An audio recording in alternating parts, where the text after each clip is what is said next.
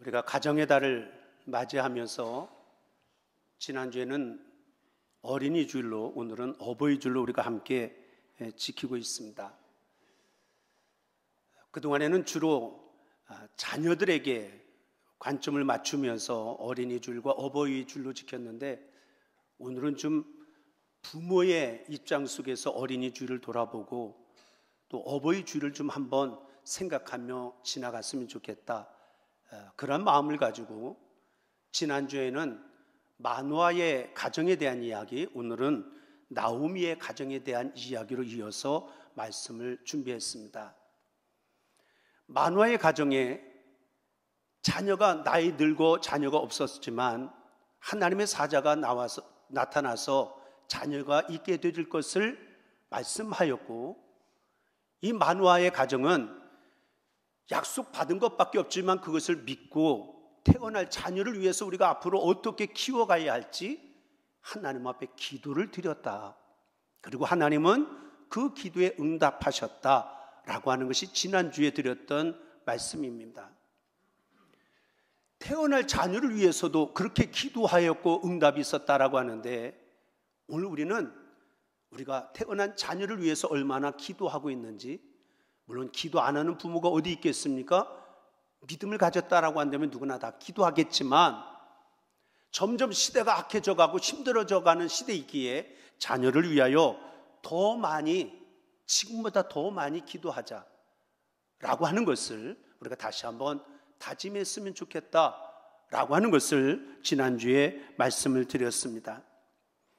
그리고 오늘 어버이 주를 맞이하면서 부모된 입장 속에서 물론 자녀를 위해서도 기도하지만 가정에 정말 창조적이고 아름답고 화목하고 행복한 가정을 만들어감에 있어서 가장 앞장서고 본이 되어야 될 부모가 어떠한 자세가 있어야 되는지, 어떤 마음을 갖고 가정을 세워가야 하는지 나오미의 가정을 통해서 함께 살펴보며 함께 기도의 제목을 얻는 그러한 시간이 되어졌으면 좋겠습니다. 한 리서치에서 조사한 통계에 의할 것 같으면 중산층의 부부에게 질문을 던졌습니다.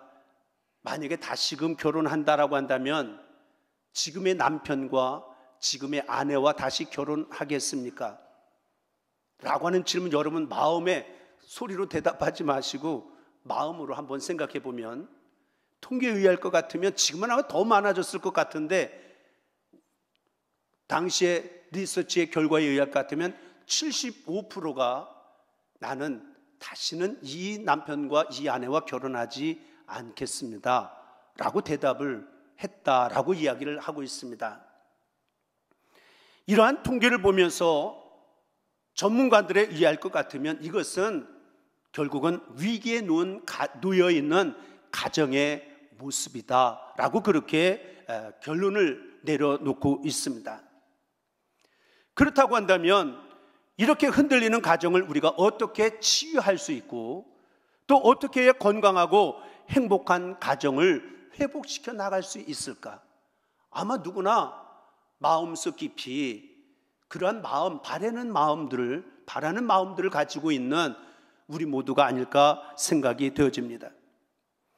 오늘 우리가 살펴보고자 하는 이 룻기는 사사시대에 비극과 슬픔을, 엄청난 슬픔을 경험했던 한 가정이 있었는데, 이 가정이 행복한 가정으로 바뀌게 되어지는 그러한 이야기를 마치 드라마틱하게 담고 있는 내용이 이 룻기서 안에 기록이 되어지고 있습니다.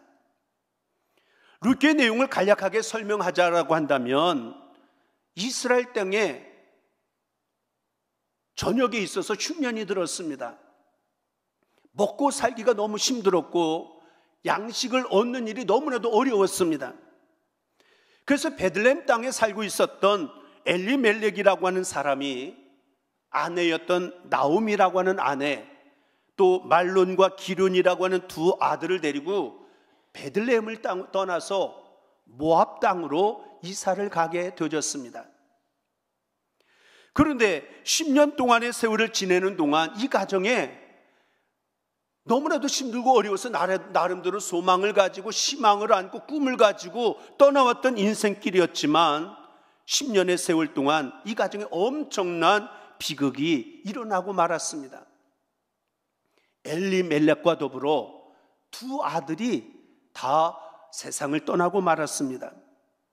그동안 두 아들이 결혼하여 두 며느리가 있었는데 결국은 남자 셋, 기둥 셋이 무너지고 결국은 약한 세 여자, 과부 셋만 남는 그런 가정이 되어지고 말았습니다. 그러니 인간적으로 생각해 보면 누가 보더라도 참으로 불행한 가정이다라고 말할 수밖에 없는 그런 형편과 처지였다라고 생각이 되어집니다.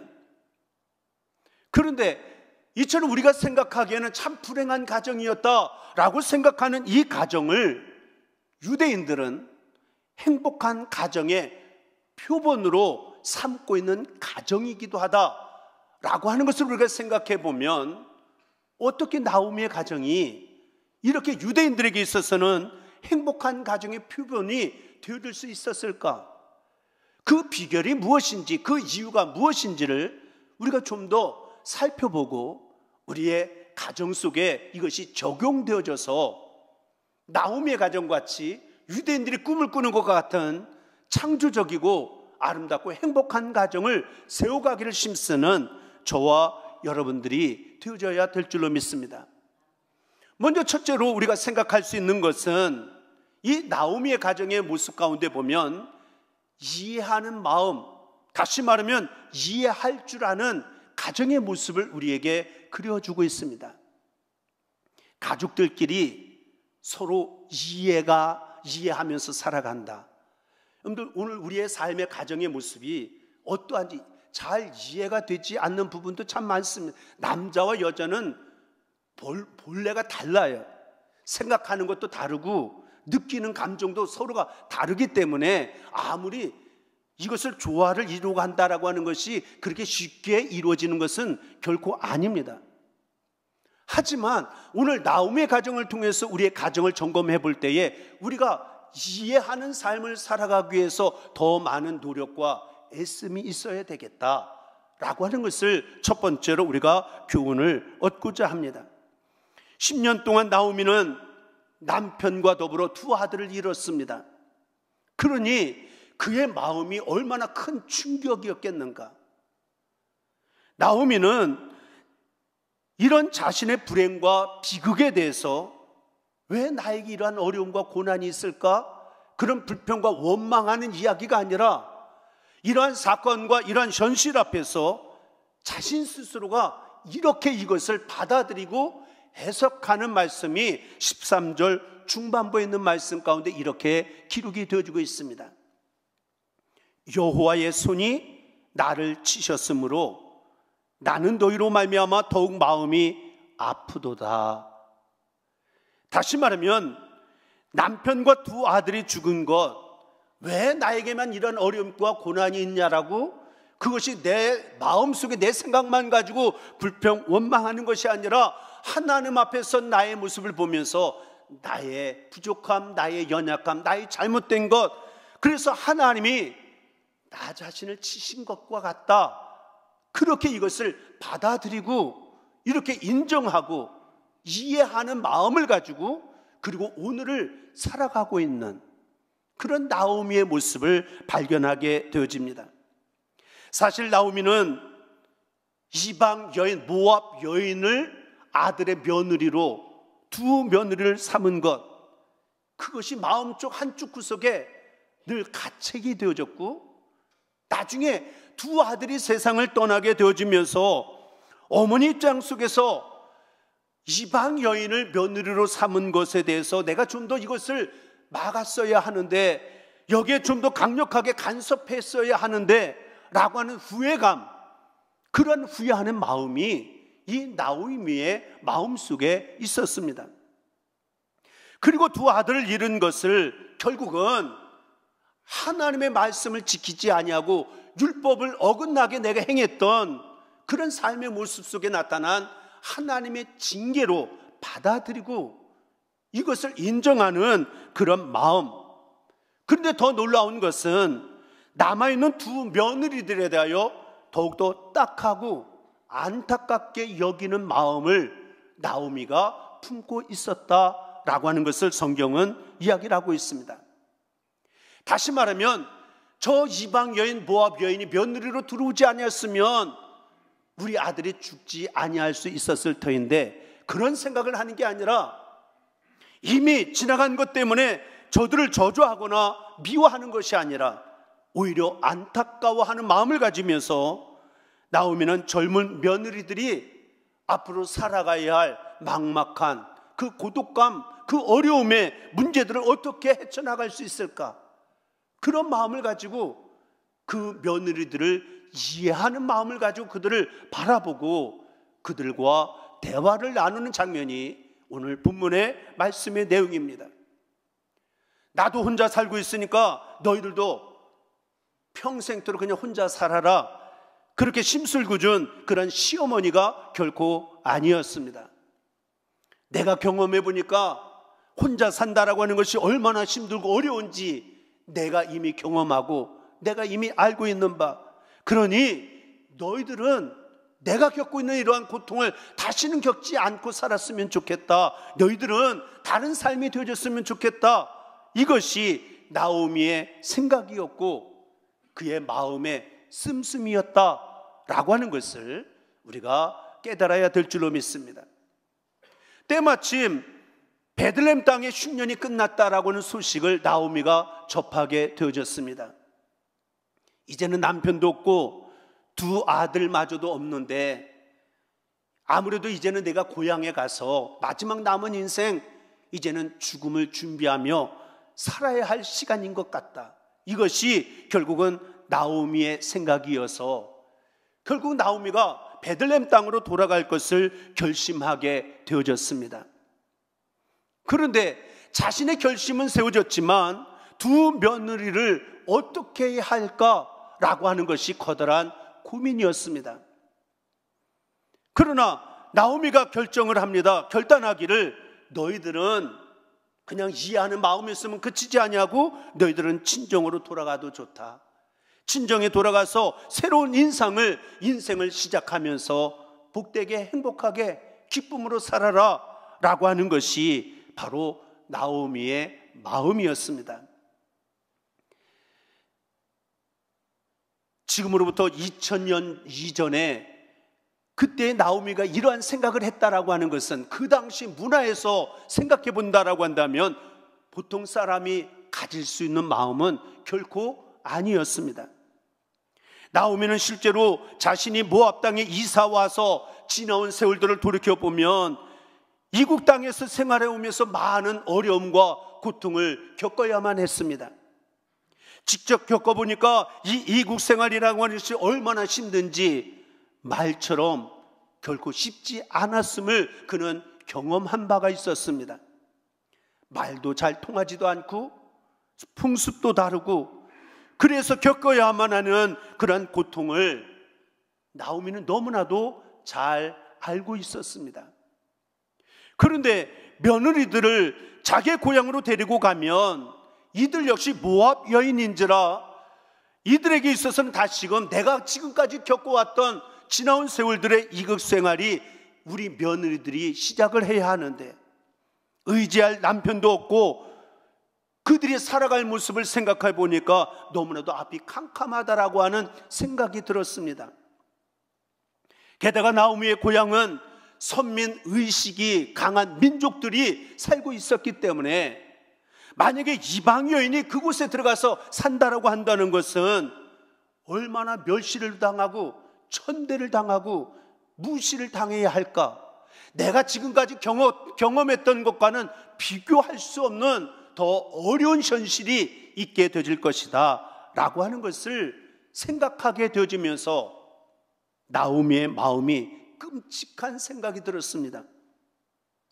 그래서 나오미는 자신으로 이러한 고통이 끝내야만 되겠다, 우리 며느리들에게 우리 자녀의 아내였던 그 며느리들이 이러한 고통을 당하는 것을 내가 이것을 그냥 내버려 둘 수는 없겠다라고 하는 그런 생각을 가지고 고통을 물려주지 않기로 결정을 하고 이렇게 며느리를 이해하는 마음을 가지고 그들을 친정으로 돌아가서 새롭게 삶을 살라라고 하는 그러한 이야기를 두 자부를 앉혀놓고 이야기하게 되어지는 그런 모습입니다. 여러분, 오늘 우리의 가정이 왜 테두리가 무너지고 왜 흔들리는 일들을 자꾸만 경험하게 되어집니까?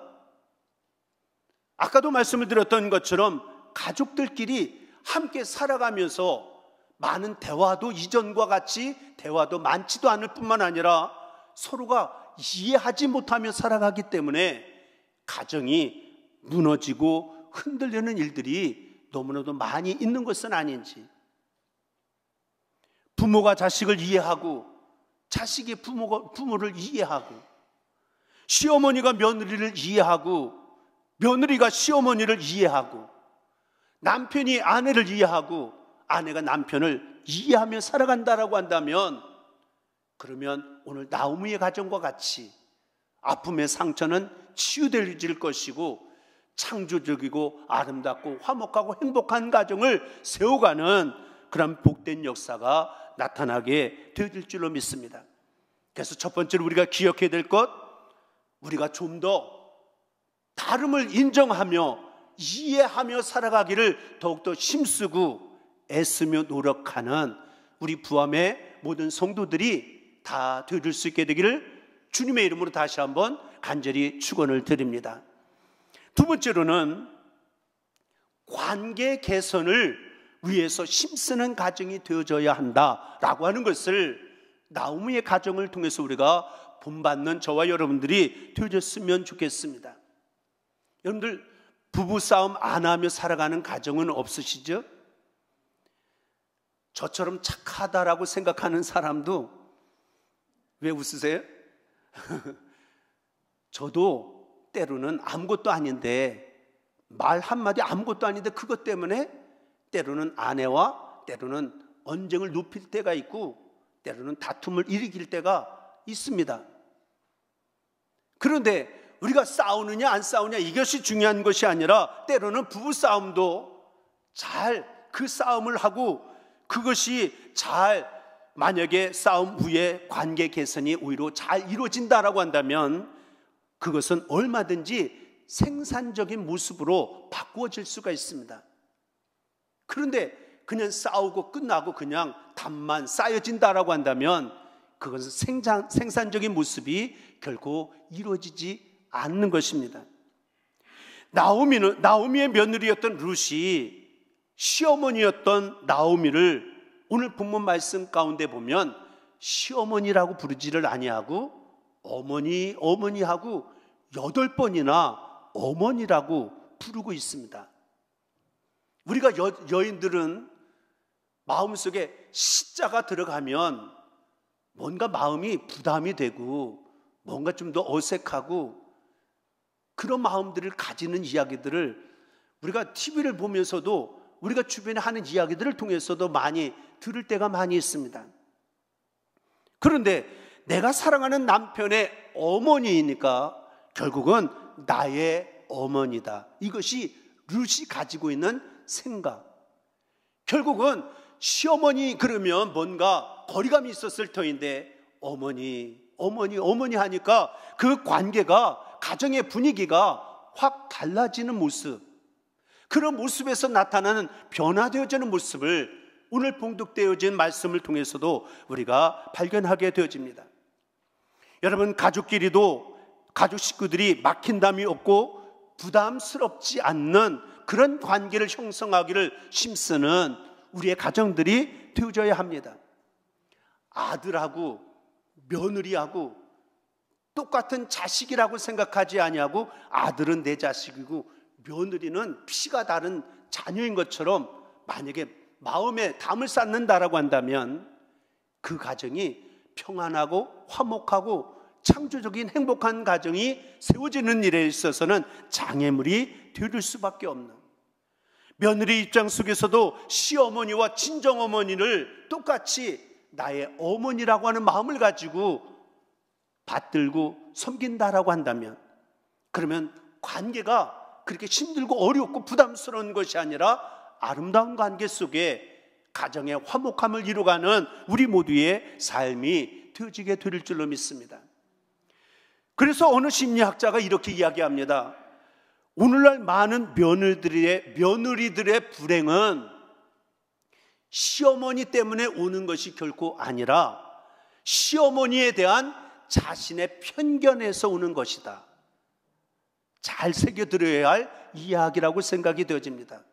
그러니까 시어머니 한 사람 때문에 내 삶이 젊은 내가 불행해지는 것이 아니고 내가 그 시어머니를 바라보는 나의 관점이 뭔가 담을 쌓고 멀리 있는 그 마음으로 바라보기 때문에 결국은 내가 화목하지 못한 불행한 모습을 만들 때가 많이 있는 것. 그래서 우리가 불편하다라고 하는 상대가 아니라 그런 선입견을 버릴 수 있는 그러한 삶을 살아가기를 힘쓰는 우리 모두가 되어져야 될 줄로 믿습니다. 오래된 몇 년 전에 나온 통계이지만 연세가 높으신 할머니, 할아버지들에게 2,400명에게 설문조사를 했다라고 이야기합니다. 가장 화가 많이 났을 때 그때 무슨 이야기, 무슨 말을 입에서 가장 많이 하게 되어지는지.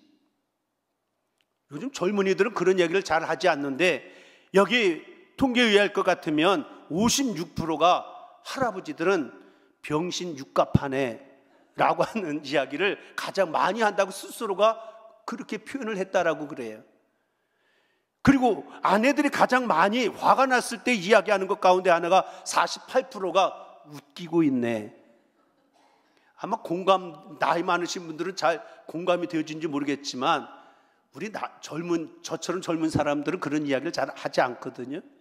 그런데 그러한 설문의 통계가 나온 적이 있다라고 하는 거예요. 부모가 막 화가 났을 때 자녀들에게 어떤 이야기를 가장 많이 하는가라고 하는 것을 설문을 조사했더니 첫째가 꼴도 보기 싫어. 꼴도 보기 싫어. 두 번째가 말 듣지 않으려면 차라리 나가서 살아. 그리고 세 번째는 어쩌면 꼭 애미를 닮았는지. 첫째, 둘째, 셋째. 근데 이것이 자녀들에게는 엄청난 커다란 상처로 남는다라고 하는 것을 우리가 기억해야 될 줄로 믿습니다.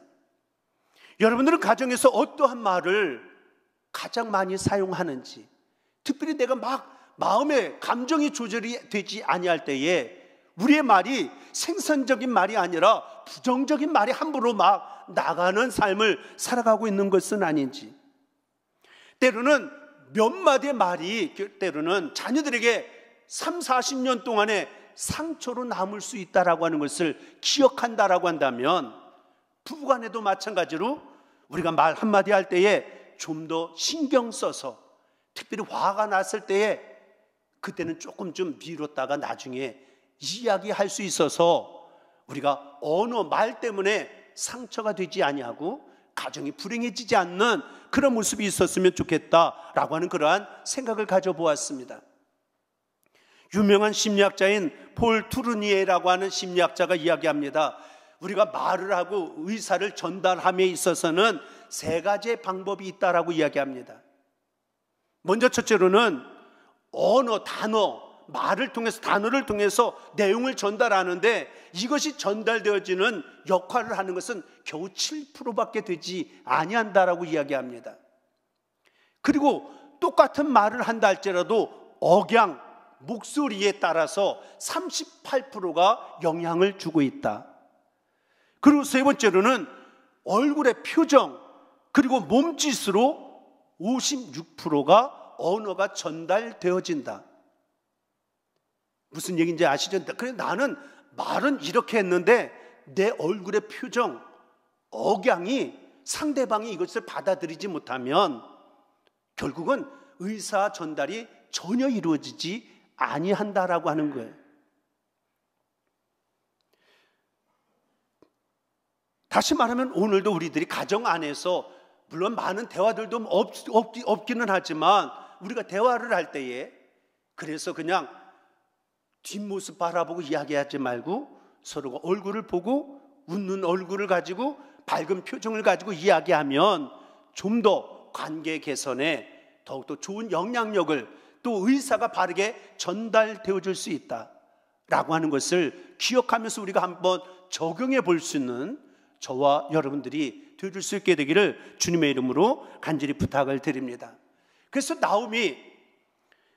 룻이 시어머니였던 나오미를 향하여 어머니라고 8번 부르는 모습, 결국은 나오미가 그 어머니라고 하는 그 단어가, 그 말 한마디 한마디가 마음에 와닿습니다. 그래서 그것을 전적으로 수용을 하고, 그래서 룻이 하는 그 이야기를 그대로 받아들이겠다라고 하는 것이 오늘 말씀의 마지막 결론 부분에 기록이 되어지고 있습니다. 여러분, 말에는 생명이 있고 힘이 있습니다. 더더군다나 믿음을 가진 성도의 말에는 더 큰 힘이 있음을 기억하면서 우리가 가정 안에서 좀 더 생산적이고 은혜로운 말을 더 많이 하기를 힘쓰는, 그래서 우리의 가정을 더욱더 아름답게 세워가기를 힘써 나가는 우리 부함의 성도들이 될 수 있게 되기를 주님의 이름으로 간절히 축원을 드립니다. 마지막 한 가지 나오미의 가정을 통해서 우리가 생각해 볼 수 있는 것은 16절 하반절에 있는 말씀 가운데 이렇게 룻이 고백을 합니다. 어머니의 하나님이 나의 하나님이 되시리니. 자신은 모압의 여인입니다. 이방 사람입니다. 그런데 나도 어머니와 같이 믿음으로 하나가 되겠습니다. 어머니께서 죽으시는 곳에서 나도 죽어 거기에 장사될 것이라. 다시 말하면 나의 한 번뿐인 인생 생사고락을 끝까지 어머니와 함께 하겠습니다. 어머니는 나를 이해하고 내가 어머님이 경험했던 그 고통을 나에게 겪지 않게 해주시겠다라고 배려해 주시는 마음을 충분히 이해하지만, 아니다, 나는 믿음으로 하나가 되고 생사를 언제나 어머니와 함께 하겠습니다. 그러한 고백을 룻이 어머니 앞에서 치맛자락을 붙들고 무릎을 꿇고 고백한 내용으로 기록이 되어지고 있습니다. 룻은 시어머니의 나오미가 섬기는 하나님, 내가 이제는 섬기겠다. 이것은 굉장한 용기와 더불어 굉장한 결단 있는 그러한 사건이었다라고 이야기할 수가 있습니다. 결국은 오르바와 룻을 앉혀놓고 시어머니였던 나오미가 이야기했을 때에 똑같이 눈물을 흘리고 울었던 그들이었지만, 오르바는 나오미와 작별의 입을 맞추고 떠나서 정말 친정으로 돌아갔습니다. 하지만 둘째 며느리였던 룻은 나오미의 치맛자락을 잡고 무릎을 꿇고 고백하면서 믿음을 가지고 어떤 고난도 나는 두려워하지 않습니다. 그리고 믿음과 더불어 생사를 언제나 가족과 부모님과 함께 하겠습니다 라고 하는 당당함을 고백하게 되어지는 그런 아름다운 그런 모습, 오늘 우리들이 이러한 마음을 가지고 우리가 가정을 세워간다라고 한다면 그 가정은 하나님께서 이루시는 복된 가정으로 세워지는 축복의 역사가 나타나게 되어질 줄로 믿습니다. 룻이 나중에 베들레헴으로 돌아갔습니다. 그곳에서 보아스라고 하는 잘생기고 능력 있는 남자를 만나서 새롭게 결혼을 하게 되어졌습니다. 그리고 그 가정에 가문에서 다윗 왕이 출생을 하게 되어졌고, 그 가문 속에 예수 그리스도가 태어나게 되어지는, 가문이 되어지는 그런 축복의 역사가 나타나게 되어진 줄로 믿습니다. 말씀을 정리하면서 오늘 나오미의 가정을 이야기하면서, 나오미의 가정 참 슬픔도 있었고 고통도 있었고 괴로움도 많았던 불행했던 가정이었는데, 막 이제는 완전히 모든 것이 무너지기 직전까지 갔던 가정의 모습이었지만, 다시금 행복한 가정, 창조적인 가정으로 일어설 수 있었던 것, 그것은 서로가 이해하기를 힘썼고 관계 개선을 위해서 노력을 했고, 그리고 생사고락을 함께 하겠다라고 하는 그런 마음의, 사랑의 마음의 다짐이 있었기에 일어났던 결과의 모습이었던 것, 우리가 그냥 나오미의 가정을 바라만 보지 말고 이야기를 듣는 것으로만 그치지 말고 오늘 이 시대에 위기다 위기다 여기저기서 들려오는 많은 이야기들이 있는데 우리가 이것을 잘 적용해서 우리의 가정들이 하나님의 복을 받는 가문으로 세워가는 축복의 역사가 나타날 수 있게 되기를 주님의 이름으로 간절히 축원을 드립니다. 에드워드 기본이라고 하는 사람이 쓴 로마 제국의 쇠망사라고 하는 그런 책 가운데 보면 로마 제국이 왜 멸망했느냐, 물론 여러 가지 이유가 있었겠지만 가정이 무너지면서 결국 로마라고 하는 거대한 제국이 무너지게 되어졌다라고 그렇게 결론을 맺어놓고 있습니다.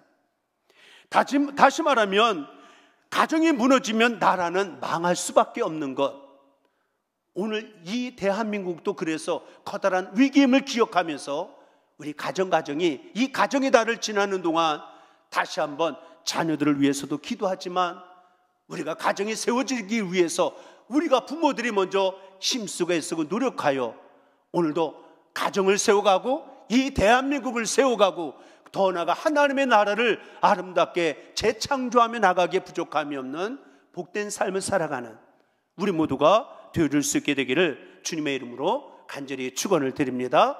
기도하겠습니다. 사랑의 아버지 하나님, 오늘 이 시대에 참 힘들고 어렵다, 사는 것이 너무나도 벅차다라고 아우성치는 소리가 여기저기서 들려오고 있는 이때에 우리가 가정의 달을 맞이하면서 나오미의 가정을 다시 한번 살펴보게 하시고 우리가 어떠한 자세를 가지고 살아가야 할지를 교훈을 얻게 하여 주셨으니 깨닫게 하시고 실천하게 하셔서 복된 열매를 맺고 살아갈 수 있는 복된 가정들 다 되릴 수 있도록 역사하여 주옵소서. 믿사옵고 우리 주 예수 그리스도를 받들어 간절히 기도드리옵나이다. 아멘. 찬송가 579장